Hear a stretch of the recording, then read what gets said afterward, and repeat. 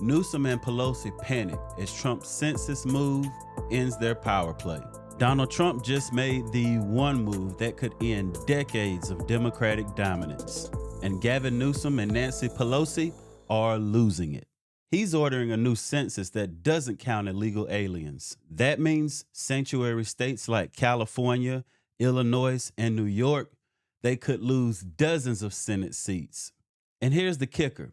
While Trump's out here cleaning house, Pelosi's top priority is making taxpayer-funded transgender surgeries for minors a national priority. Yeah, you heard that right. Roll the tape. Hurry up.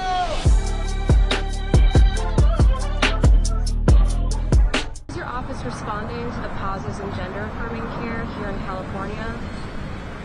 Well, that is something that I'm working for at the national level, and we have, how can I say, are hoping that we can have gender affirming care for our trans kids, and that it's a sad thing for us. This is why Democrats can't afford to have their actual agenda exposed. They hide it behind Trump's hatred, because when people actually hear it in plain English, it's game over. They want you funding chemical castration and irreversible surgery on children with your tax dollars. It's not a bad policy, it's moral rot. And when you combine it with mass illegal immigration and cultural indoctrination, you see exactly why November went the way it did. Before we get too far into it, you know what I need you to do, people. I need you to clap on that like button, subscribe to this channel because I hope it's bringing you value, and share this with someone who needs to hear it. We love your thoughts, we love your comments, and we love your interactions as we grow. Let's get it. The president has paved over the Rose Garden. He's paved over freedom of speech. He's paved over freedom of education. The list goes on and on. Independent judiciary, rule of law, pave it over, but we will not he's gone too far. We will not let him pave over free and fair elections in our country, starting with what he's trying to do in Texas, countering that. So this isn't two wrongs, or as was mentioned. It's not a wrong in what we're doing. This is self-defense for our democracy.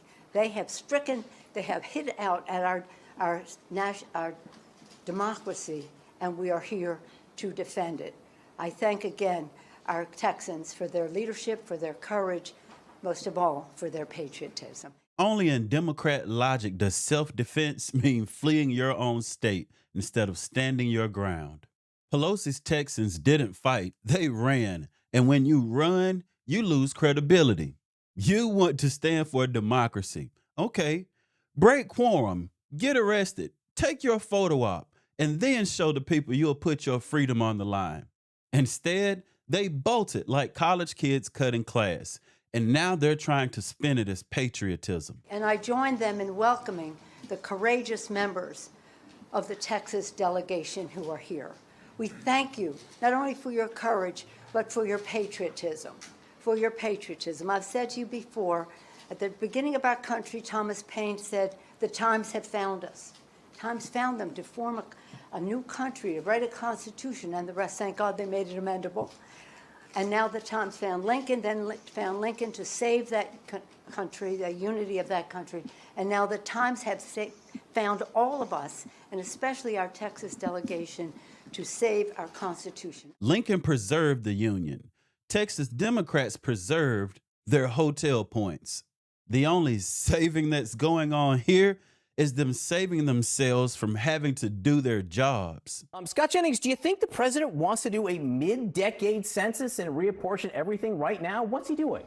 Well, he certainly wants to do the census in a way that doesn't count illegal aliens as part of the overall population for the purpose of determining congressional districts and federal funding. And I think he's going to have a lot of popular support for it. Now, I know there's a process they have to go through, and it would take a long time to do a census, but there is a widespread belief that Democrats want to keep the system in place that they have because it advantages them. I know that that's what they believe because a Democratic congresswoman from New York, Clark, the other day said out loud, I want more migrants in my district for redistricting purposes. And so it's a political strategy of the Democrats. And I think the president is saying to the American people, why are we counting illegal aliens, unauthorized residents in this country when it comes to apportioning our political leadership? This is the game.